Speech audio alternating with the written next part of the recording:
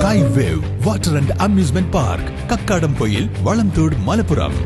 A+ വിഷന്റെ പ്രത്യേക തെരഞ്ഞെടുപ്പ് പ്രോഗ്രാമായ തദ്ദേശീയം 2025 ഏവർക്കും സ്വാഗതം.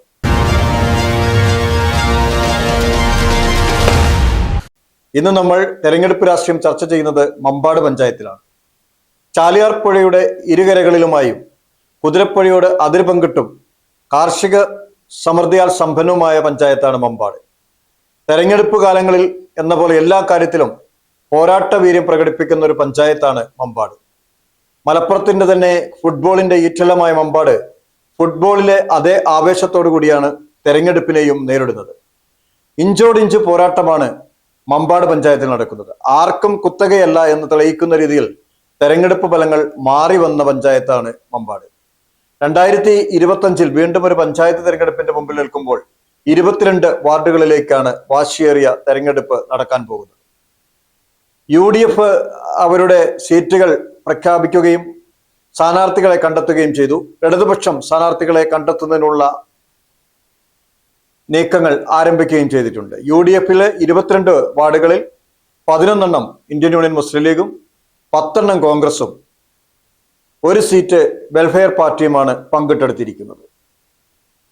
വെൽഫെയർ പാർട്ടിയുടെ സീറ്റ് മുസ്ലിം ലീഗ് മത്സരിച്ചു വരുന്ന ഇപ്പൂട്ടിങ്കൽ വാർഡാണ് ഒരു സഖ്യത്തിന്റെ ഭാഗമായി ഈ കുറി ലീഗ് വിട്ടു നൽകിയിട്ടുള്ളത്. ഇടതുപക്ഷം INL CPI കക്ഷികളെ കൂടി ഉൾപ്പെടുത്തി അവരുടെ സീറ്റ് വിഭജനം വരും ദിവസങ്ങളിൽ തന്നെ പൂർത്തീകരിച്ച് സ്ഥാനാർത്ഥികളെയും പ്രഖ്യാപിച്ച് തെരഞ്ഞെടുപ്പിലേക്ക് ഇറങ്ങാൻ നിൽക്കുകയാണ്. മമ്പാട് ആർക്കും വിട്ടുകൊടുക്കാത്ത ഒരു പഞ്ചായത്താണ് എന്ന് എടുത്തു പറയേണ്ടത്. 3 പ്രധാന കക്ഷികൾ രാഷ്ട്രീയ അടിത്തറയിൽ സമ്പന്നമായ പഞ്ചായത്താണ് മമ്പാട്.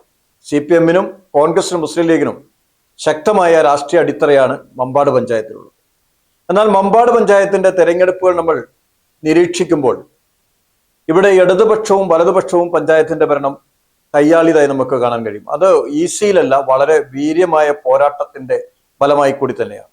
1963 ശേഷം 25 വർഷങ്ങൾക്ക് ശേഷമാണ് മമ്പാട് പഞ്ചായത്ത് തെരഞ്ഞെടുപ്പിനെ നേരിട്ടത്.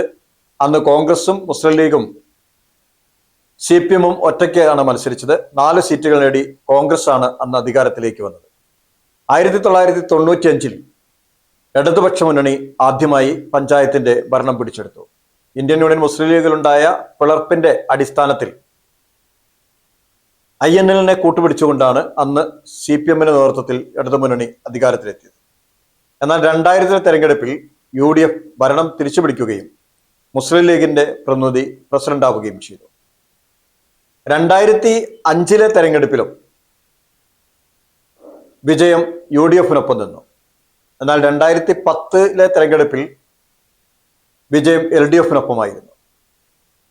2015 UDF ഭരണം തിരിച്ചുപിടിച്ചു. 2015 UDF-ന് ഭരണം തിരിച്ചുപിടിക്കാനായാലും മുസ്ലിം ലീഗിൽ പ്രസിഡന്റ് പദവി വെച്ചുമാറുന്നതായി ഉണ്ടായ കരാർ പ്രകാരം പ്രസിഡന്റ് രാജിവെച്ച ശേഷം മുസ്ലിം ലീഗിലെ തന്നെ മറ്റൊരു പ്രസിഡന്റിനെ തെരഞ്ഞെടുക്കുന്നതിനുള്ള വോട്ടെടുപ്പിൽ വോട്ട് അസാധുവാവുകയും അങ്ങനെ 2018 ഒരു വർഷം CPM-ന് മമ്പാട് അധികാരം കിട്ടുന്ന ഒരു രാഷ്ട്രീയ സാഹചര്യം നമ്മൾ കണ്ടു. 2020 നടന്ന തെരഞ്ഞെടുപ്പിൽ UDF-ന്റെ കോട്ടയിൽ അതിശക്തമായ ഒരു തിരിച്ചുവരവാണ് CPM നടത്തിയത്. 19 സീറ്റുകളിൽ 11 LDF നേടിയപ്പോൾ മുസ്ലിം ലീഗ് കോൺഗ്രസും അടങ്ങിയ UDF 8 സീറ്റിലേക്ക് ഒതുങ്ങി. വീണ്ടും ഒരു തെരഞ്ഞെടുപ്പിന് മമ്പാട് കളമൊരുങ്ങുമ്പോൾ 19 എന്നുള്ള സീറ്റുകളുടെ എണ്ണം 22ആയി വർദ്ധിച്ചിരിക്കുന്നു. വലിയൊരു പോരാട്ടത്തിന് ഇരുമുന്നണികളും സജ്ജമായി കഴിഞ്ഞിരിക്കുന്നു. എങ്ങനെയും ഭരണം തിരിച്ചുപിടിക്കുക എന്ന ലക്ഷ്യത്തോടെ വെൽഫെയർ പാർട്ടിയുമായി UDF ധാരണയുണ്ടാക്കിയിരിക്കുന്നു. UDF-ന്റെയും വെൽഫെയർ പാർട്ടി ബന്ധത്തെ തുറന്നു കാട്ടിക്കൊണ്ട് ശക്തമായ രാഷ്ട്രീയ പ്രചരണം നടത്തി അധികാരം നിലനിർത്താനുള്ള തെരഞ്ഞെടുപ്പ് തന്ത്രത്തിന് CPM ഒരുങ്ങി. INL CPI കക്ഷികളെ ഒപ്പം നിർത്തി മുന്നണിയെ കൂടുതൽ കരുത്തോടെ ശക്തമാക്കിയാണ് CPM ഈ തെരഞ്ഞെടുപ്പിന് ഇറങ്ങുന്നത്. സംസ്ഥാന ഗവൺമെന്റിന്റെ ഭരണനേട്ടങ്ങളും ക്ഷേമ പെൻഷനുകളും അതേപോലെ തന്നെ കഴിഞ്ഞ 5 വർഷം മമ്പാട് പഞ്ചായത്തിൽ നടപ്പാക്കിയ വികസനങ്ങളും മുന്നിൽ നിർത്തിയുള്ള ഒരു രാഷ്ട്രീയ പോരാട്ടം തന്നെയാണ് CPM നടത്തുന്നത് എന്നുള്ള ഒരു വ്യക്തമായ ഒരു കാഴ്ചപ്പാട് CPM നേതാക്കൾ നമ്മളോട് പങ്കിട്ട് കഴിഞ്ഞു. എന്നാൽ മുസ്ലിം ലീഗിന്റെ നേതാക്കളും കോൺഗ്രസ് നേതാക്കളും പറയുന്നത് രാഷ്ട്രീയ സാഹചര്യം UDF അനുകൂലമാണ്. അതിന്റെ തുടക്കമാണ് തൃക്കലങ്കോട് ഡിവിഷനിലേക്ക് നടന്ന ഉപതെരഞ്ഞെടുപ്പിൽ UDF സ്ഥാനാർത്ഥിക്കുണ്ടായ വിജയത്തിൽ മമ്പാട് പഞ്ചായത്തിൽ നിന്ന് ലഭിച്ച വലിയ ഭൂരിപക്ഷം എന്നാണ് UDF കേന്ദ്രങ്ങൾ പറയുന്നത്. എന്തായാലും മമ്പാട് നടക്കാൻ പോകുന്നത് ഇഞ്ചോടിഞ്ച് പോരാട്ടമാണ്. CPM-നെ സംബന്ധിച്ചും ഇടതുമുന്നണിയെ സംബന്ധിച്ചും ഭരണം നിലനിർത്തുക എന്നുള്ളത് അഭിമാന പോരാട്ടമാണ്.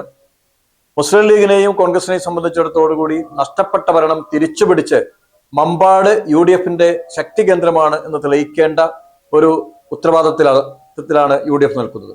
എന്തായാലും വലിയ ഒരു പോരാട്ടച്ചൂട് മുൻകാലങ്ങളിലൊക്കെ കണ്ട അതേ പോരാട്ട വീര്യം ഈ തെരഞ്ഞെടുപ്പിലും മമ്പാടുണ്ടാകും. മമ്പാടിന്റെ ഫുട്ബോൾ വീര്യം, കിഴക്കൻ ഏറനാടിന്റെ സമര പോരാട്ട വീര്യം, ഇതിലൊക്കെ മമ്പാട് ജനതയുടെ ഒരു പോരാട്ട വീര്യമുണ്ട്. അത് ഈ തെരഞ്ഞെടുപ്പിലും പ്രതിഫലിക്കുമെന്ന കാര്യത്തിൽ സംശയമില്ല.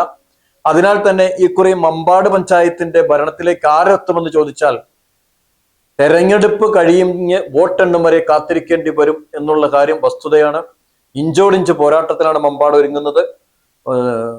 തോൽക്കാത്ത വീര്യത്തോടുകൂടി, തോൽവി സമ്മതിക്കാത്ത മനസ്സോടുകൂടി വിജയം മാത്രം മുന്നിൽ കണ്ടുള്ള ഒരു പോരാട്ടത്തിനാണ് ഇരുമുന്നണികളും ഒരുങ്ങുന്നത്. അതിനാൽ തന്നെ മമ്പാട് പഞ്ചായത്തിലേക്ക് നടക്കുന്ന തെരഞ്ഞെടുപ്പ്, 22 വാർഡുകളിലേക്ക് നടക്കുന്ന തെരഞ്ഞെടുപ്പ് അതിനിർണായകവും ശക്തമായ പോരാട്ടവുമായിരിക്കും. വിജയം ആർക്കാണ് എന്നറിയുന്നതിന് വോട്ടെണ്ണം വരെ കാത്തിരിക്കേണ്ടി വരും.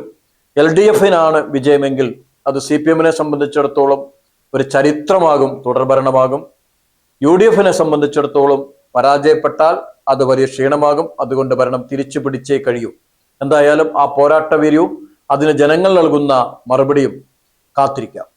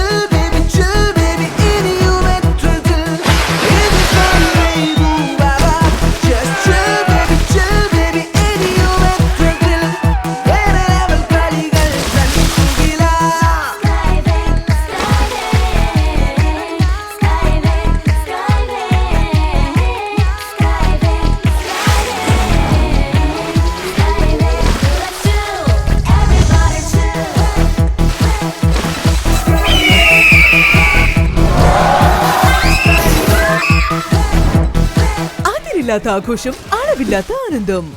Skywave amusement park, Kakkadampoyil, Malappuram.